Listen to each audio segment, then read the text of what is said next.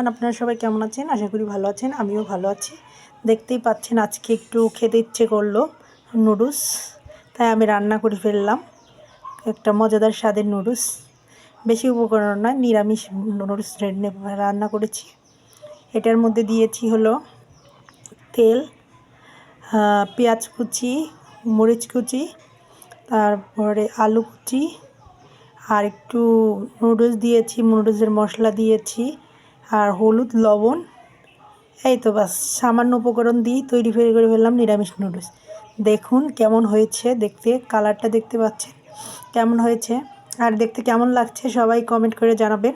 হ্যাঁ, আপনাদের এই কমেন্টের ওপর ভিত্তি করে আমাদের উৎসাহ উদ্দীপনা বাড়তে থাকে, আর আমরা নতুন নতুন ভিডিও নিয়ে আসবো আপনাদের সামনে হাজির হব। দেখতেই পাচ্ছেন কেমন লাগছে। হ্যাঁ, সবাই জানাবেন।